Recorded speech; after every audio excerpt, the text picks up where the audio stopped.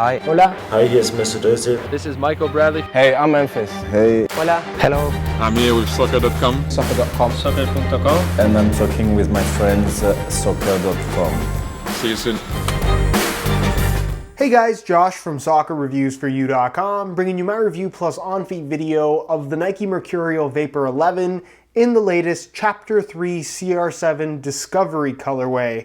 Now inside the box included with the shoes is a string bag. The string bag is seaweed green in color. You're going to find a Volt yellow swoosh on the front, CR7 branding there in silver at the bottom, and then silver detailing like you'll find on the actual shoes across the entire bag, along with the discovery date, something we'll talk about a little bit later in the video. So of course, along with that bag, you get the shoes themselves, which I have right here. And in today's video, we're gonna go over all the details on this particular colorway. We're gonna talk tech specs, performance details, take a look at the weight of the shoe, as well as take a look at how these things fit and feel on feet. So if you are interested in learning more about the Discovery CR7 Nike Mercurial Vapor 11, stick around, watch the entire video. If you're interested in a pair of these for yourself, there'll be a little pop-up on screen, or you can click the first link down below. That'll take you to the review page on my website, where you'll find buy it now links with exclusive SR4U coupon codes, where you'll be able to pick these up below their normal $255 retail price. So again, if you're interested in a pair, pop up on screen, first link down below, go ahead and check it out. And with that being said, let's get right into the review. To start things off, let's take a closer look at the colorway and some of the little details that they've incorporated into this Chapter 3 Discovery story. So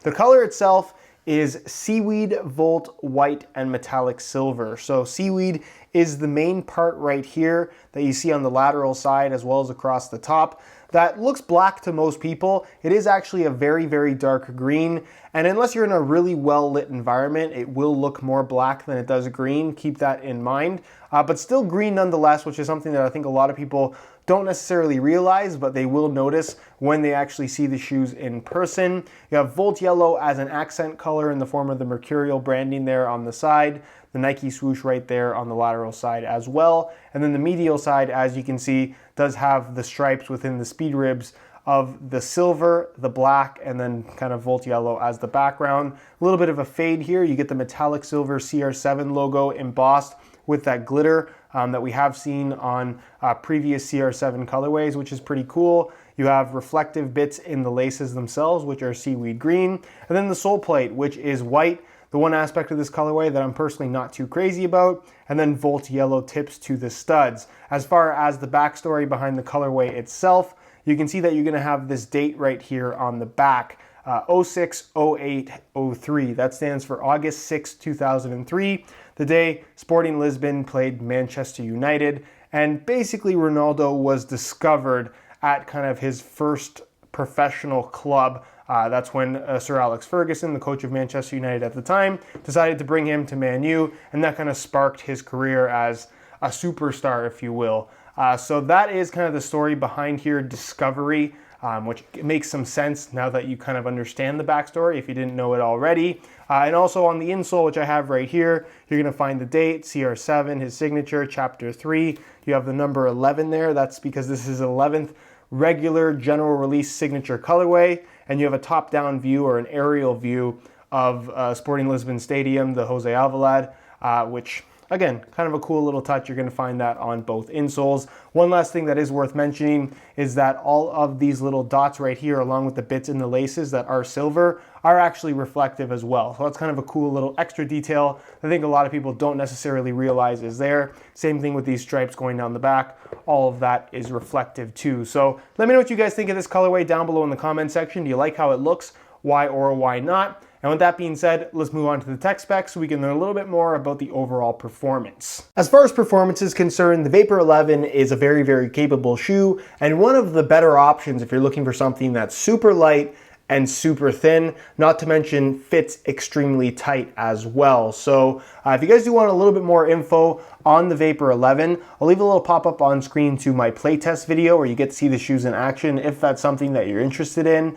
But for the sake of this video, we'll go over the basic tech specs that you should know if you just want to learn as much as possible prior to making a purchasing decision. So with this shoe, unlike the Superfly, one, it's low cut, and also unlike the Superfly, there's no fly knit on this shoe whatsoever. It does maintain a one-piece design for the upper, but the upper itself is made from a super thin Tasian synthetic material. So the material itself, super thin. It does still maintain the speed rib texturing that you would find on the Superfly that would otherwise be created by Flyknit. This though just has added thickness because of the speed ribbing, but still super thin. There's really no padding to this shoe at all. It has a really pingy, kind of true barefoot sensation. It's one of the thinnest shoes currently available, and they also tend to hold up pretty well too. So that's something to be considered, because a lot of super thin shoes, they can fall apart a little bit more quickly. The Evo Speed 2 SL comes to mind as being another shoe that's really thin. This is not quite there in terms of how thick it is,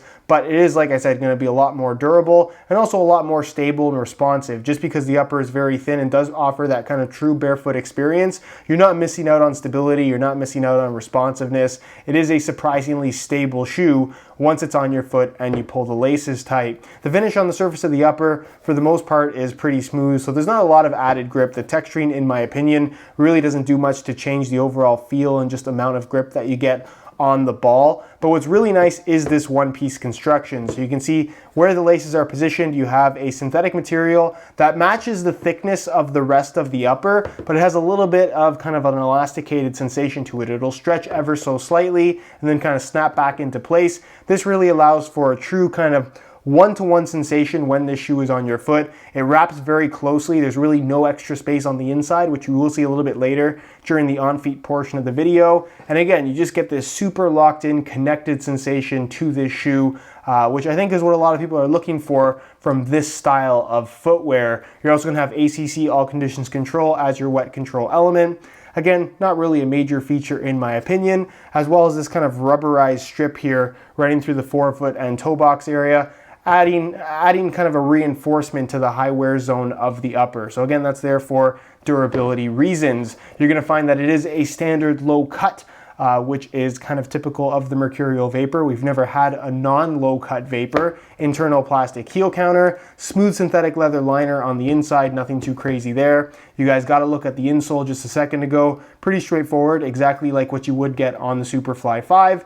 And speaking of exactly like the Superfly 5, the sole plate. This is their Nike Plate sole plate, which uses a special vacuum forming process during manufacturing that allows them to make the sole plate entirely out of one single piece of material, as opposed to layering everything. Now this allows them to do two things. One, shave a little bit of weight, so it is a particularly lightweight sole plate, but also maintains good flexibility, good stability in the correct areas. But two, the most important change of this Nike Plate sole plate is the fact that it is anatomically shaped. It's not completely flat. So the flat sole plate, if you can imagine my hand as a foot and the table as a base of a sole plate, because it's flat, there's that possibility of my foot sliding on top of that flat sole plate. This has slight dips in it. You sit slightly in the sole plate. So because of that, if you can imagine again, the foot sinking into the sole plate ever so slightly, when pressure is applied from side to side or front and back, it's not going to slide around. It's going to stay connected to the base of the sole.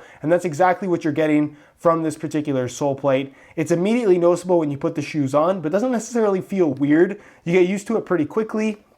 And excuse me, once you do get used to it, which only takes about 10-20 minutes or so, it's something that you really do appreciate when you go back into a shoe that doesn't have this particular technology. It's one of the best features of the current top-end Mercurial models. And again, it really does do a big part in terms of allowing for such a connected, responsive sensation from the shoe itself. You get tremendous lockdown, a tremendous, like I said, connected feel with this shoe. It's instantaneous in terms of how it reacts, which again, I think is really, really important in this style of shoe that's so thin, so light, and fits so tightly around your foot.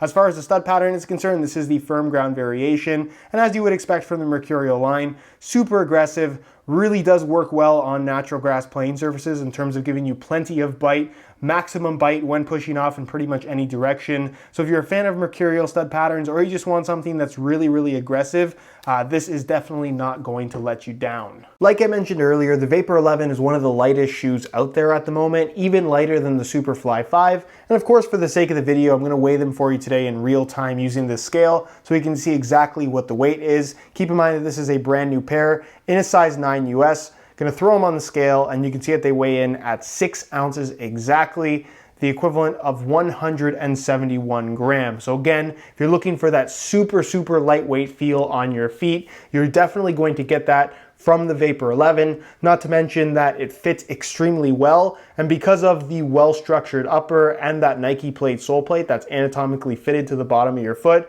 you get a very connected, responsive sensation from the shoe that I think is pretty much unmatched by anything else out there, other than maybe the Superfly 5. All right, so here is a look at the CR7 Vapors on feet. On my left foot, I have the stock seaweed green laces that come with the shoes, and on my right foot, I have a pair of neon yellow reflective SR4U replacement laces. If you're interested in a pair of replacement laces for yourself, the website to go to is www.sr4ulaces.com. You can go there by either clicking the little pop-up on screen, or there'll be a direct link down below in the description of this video. So if you're interested in a pair, be sure to go ahead and check it out.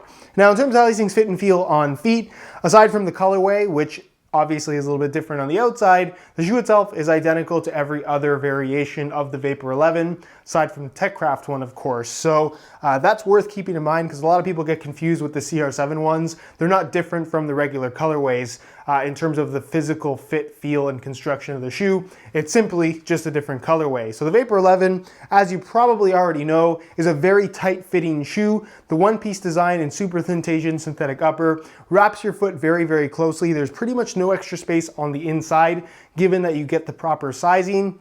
And for how tight the shoe actually fits, it isn't uncomfortable in any way, which is pretty surprising. The shoe is relatively flexible, both with the sole plate and the upper, and there's not too much to break in. It's more so just a matter of getting used to how they feel. The anatomically shaped sole plate, like I said, you notice it for the first couple of wears, but you get used to it very quickly. And overall, again, very comfortable shoe for how thin and light it actually is. As far as the fit is concerned, like I said, it fits very tightly, so not really ideal for wider foot types. If you've worn Mercurials in the past, you're likely not to have any issues with these. But again, just keep in mind that it does have a tighter fit overall, so if you're not a fan of that, maybe not the best option. And as far as sizing is concerned, I'm wearing my usual size 9 US here, and the fit and the length is absolutely perfect. So if you are looking to order a pair of these for yourself, I would strongly recommend going true to size in order to achieve the best possible fit. All right, guys, that is it for my review of the CR7 Discovery Nike Mercurial Vapor 11s. If you guys are interested in a pair of these for yourself, you can click the first link down below or the little eye in the corner of the screen. That'll take you to the review page on my website,